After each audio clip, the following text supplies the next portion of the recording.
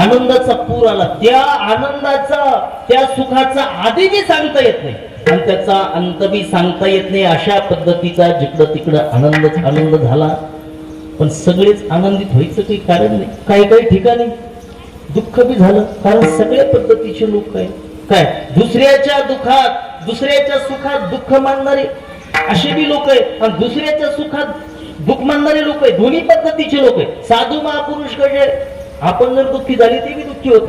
पै पायी काटा नेहटे ते व्यथा जीवी उमटे, तैसे पोळे संकटे पुढीला चिनी. विठल विठल. एक माणूस सकाळीच उठला हसायला लागला. सकाळीच उठलं हसायला लागला. काय रे हसतो? सांगितलं माझ्या शेजारच्याला लॉटरी लागली. काय लागली? लॉटरी लागली. किती लाखाची? सांगितलं 50 लाखाची लॉटरी लागली. नाही का लॉटरी लागली तर हसण्यात काय त्याची? हसासारखं काय त्याच्यात?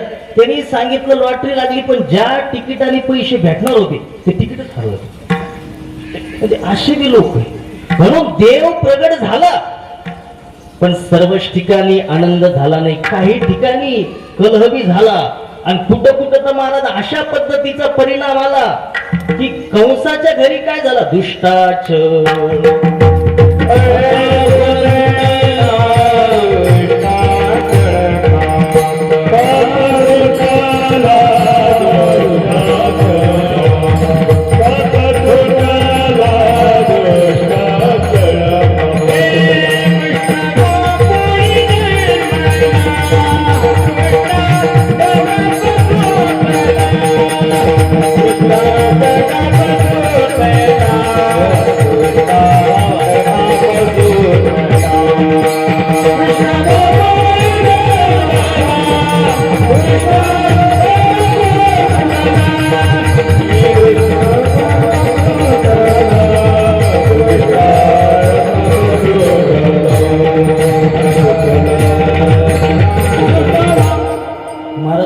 दुष्टा जळ काप सुटला. कृष्ण कुठं जन्मला? बरं कृष्ण जन्मला का? बरं खरं सांगा, कृष्ण गोकुळात जन्मला का मथुरेत जन्मला? कुठे जन्मला? खरं सांगा, कुठे जन्मला? जन्माला कुठं आला? गोकुळीत का मथुरेत? जय बस. विठ्ठल विठ्ठल.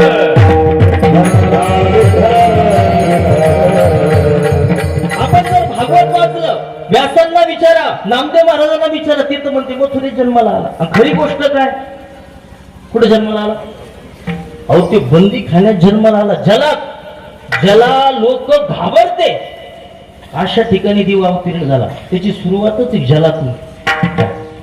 मग जर जलात जन्माला आला, मथुरेत जन्माला आला, तर तुकोबराय कस काय म्हणायला लागले गोकुळात जन्माला आला? विठ्ठल.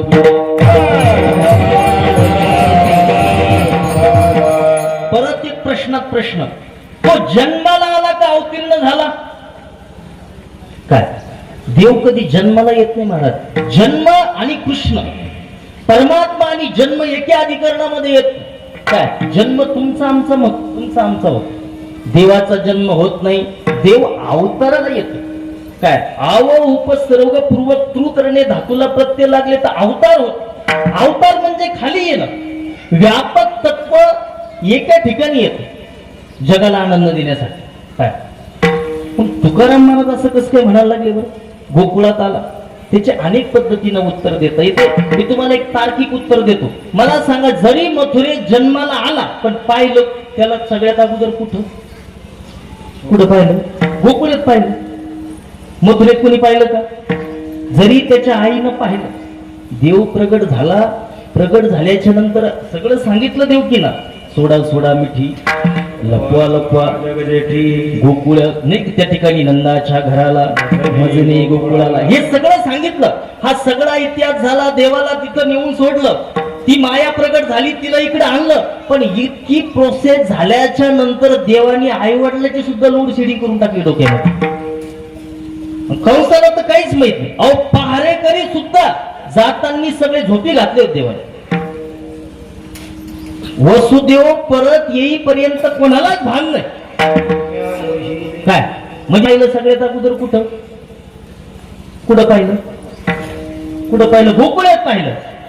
सगळीकडे चर्चा कधी झाली की ज्या वेळेला यशोदेच्या घरी बाळ प्रकट झालं आणि जिकडं तिकडं चर्चा झाली, एक गवळण दुसऱ्या गवळणीला म्हणू लागली,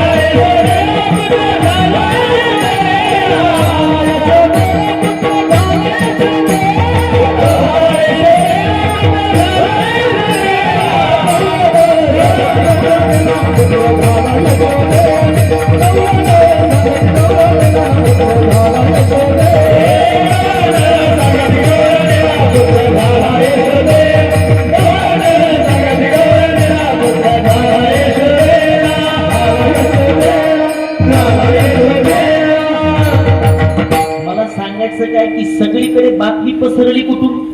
यशोदाबाईच्या घरात. म्हणजे सगळ्यात अगोदर पाहिलं कुठं? यशोदेच्या घरी. म्हणून तुकोबाराय म्हणतात की कृष्ण गोकुळी जन्माला. काय अशा पद्धतीने कृष्ण गोकुळी जन्माला आणि ती महामाया तिकडे नेऊन घातली. मग सगळे उठले, जागे झाले. मग ती रडायला लागली. कंसाला कळालं. कंस आला, तिला हातात घेतलं. पण ती आश्चर्यचकित झाला, कारण आकाशवाणी ज्या वेळेला झाली होती तिनं सांगितलं होतं 8वा पुत्र होईल. झाली काय? पुत्री, मुलगी झाली.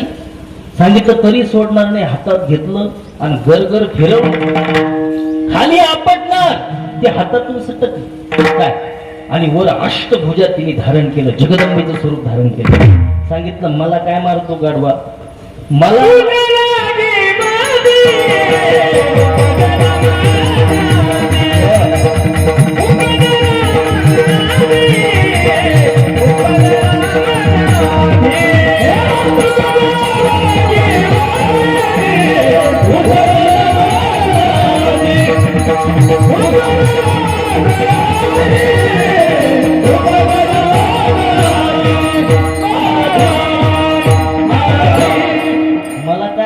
मला मारणारा तो अगोदरच तिकडे प्रगट झाला. एवढं वाक्य ऐकून दुष्टा चळकाप सुटला, थरथर कापायला लागला. अहो दुसऱ्या दिवशी सकाळी त्यांनी लगेच मीटिंग घेतली. सर्वांना बोलावलं, सांगितलं चालू आहे 1000 वर्षापासून माझा माल खाता तुम्ही. कारण गोकुळेतला सगळा दही, दूध, तूप, लोणी हे कुठं विकायला जातात? मथुरेच्या बाजारात. विकत कोण घ्यायला? कंस. खाऊ कोणाला घालायला लागला? दुष्टाला. पण पुतना असल, अमुक असल, षटकासुर असल, सगळी हरामाचं जमाल खाणं चालू आहे. काय कंसाने सांगितलंय बघा, माझा शत्रू हातातून सटकला, पण 4-2 दिवसामध्ये त्याची लोड शेडिंग झाली, त्याला मारलं पाहिजे. मीटिंग घेतली. मीटिंग घेतल्याच्या नंतर महाराज पहिली पुतना पुढे आली. सांगितलं कंसा काय संकट आलं? तू जेवण खावण बंद केलं म्हणते 4-2 दिवसापासून, असं काय संकट आलं? सांगितलं माझा शत्रू प्रगट झालेला आहे, कुठंतरी गोकुळामध्ये तो आता वाढत आहे, नंद बाबाच्या घरी आहे. सांगितलं काही काळजी करू नको, मी असं जाते आणि असं त्याला मारून येते. सांगितलं शत्रूला विचित्र आहे.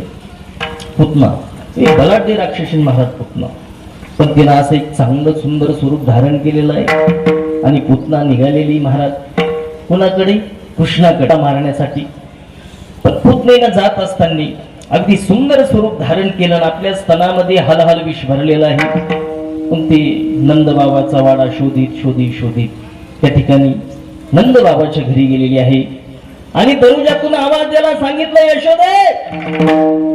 यशोदेनं नवीनच आवाज ऐकला. सांगितलं कोण आलं? बाहेर येऊन पाहते तर एक सुंदर त्या ठिकाणी अप्सरा सदृश एक सुंदर स्त्री त्या ठिकाणी उभी आहे. सांगितलं कोण बाई?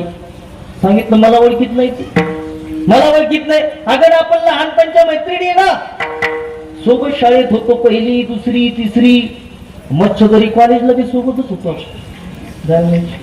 काय मला ओळखीत नाही तू? सांगितलं जाऊ दे, आता ओळख सांगायला लागली तर काय. आतमध्ये बोलून घेतलं. सांगितलं कुठून आली? सांगितलं बाई मी भारतात राहत नाही. काय तुझं लग्न झालं, तुला गोकुळात दिलं, माझं लग्न झालं, तुम्हाला अमेरिकेत दिलं. काय पण तुला मुलगा झाला, मी तुझी मैत्रीण आहे, मला खूप आनंद झाला तुझ्या मुलाला पाहायला आलेले आहे. सांगितलं चांगली गोष्ट आहे बाई, बस बस बस. सांगितलं तुझा मुलगा दाखव. मला नेमकं झोपी घातलं होतं. कृष्णाला वाटलं आपण काही तर झोपा काढायला आलो नाही. पहिलं गिऱ्हाईकन घर चालून आलं, ते सोडायचं असतं का? देवाने लगेच रडायला सुरुवात केलं. सांगितलं बाई झोपी घातलं, पण ते रडायला लागलं. सांगितलं तू दुरून आली ना, मी तुला भोजन बनवते. यशोदा रसोईत गेली आणि तिला कृष्णाला त्या ठिकाणी तिच्याकडे दिलेलं आहे. देवाने तिला पाहिलं. अतिशय देव विचार करू लागले, माझी भेट तर पुण्याशिवाय होती का? पुण्याशिवाय माझी भेट होत नाही. जरी राक्षसीण आहे, पण पूर्वी कुठल्या तरी जन्मामध्ये ना पुण्य केला असेल. देव विचार करू लागले. देवाला मांडीवर घेतलं आणि देवाला ते हलहाल आपल्या स्तनामध्ये भरवलेलं विष पाजू लागली. महाराज देवाने डोळे झाकले. आता 3-4 कारणं सांगण्याची प्रथा आहे.